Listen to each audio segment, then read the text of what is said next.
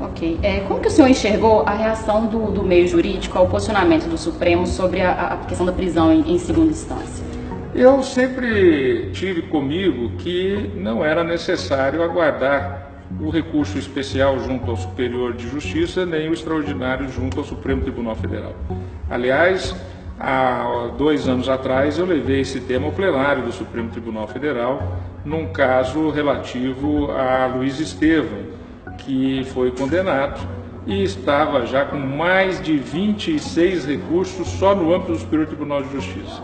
Quando eu recebi o processo em meu gabinete, ele estava naquele dia, era o último dia para decidir, porque no dia seguinte já haveria a prescrição. Ou seja, se eu não tivesse tomado uma atitude drástica de entender aqueles recursos protelatórios, o que foi confirmado pelo colegiado, ele estaria solto, porque teria prescrito através deste artifício de inúmeros e inúmeros recursos.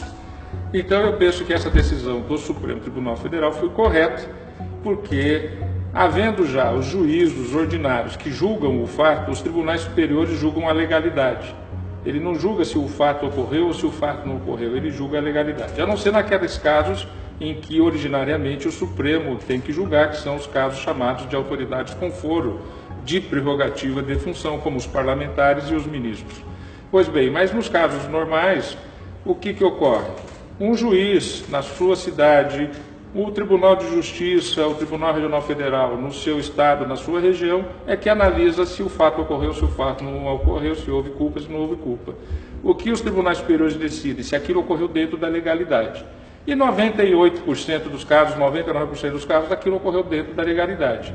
Então, a execução imediata não vai impedir, por exemplo, ainda a análise dos habeas corpus, que nós julgamos sempre no Supremo Tribunal Federal, depois de já passar pela instância do Superior de Justiça, depois de já passar por um tribunal local e de um juiz de primeira instância. Então, nós temos hoje enormes mecanismos de proteção ao acusado, garantindo a ampla defesa.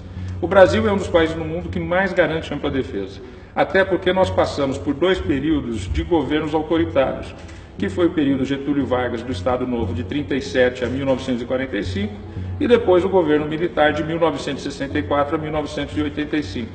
Com isso, a Constituição de 88 criou mecanismos enormes de proteção à defesa do cidadão. E nós temos isso e o judiciário sempre está aberto à decisão. Eu mesmo recebo em torno de 10 a 15 habeas corpus por dia em meu gabinete para análise. Se identifica-se ali uma ilegalidade, nós decretamos essa ilegalidade.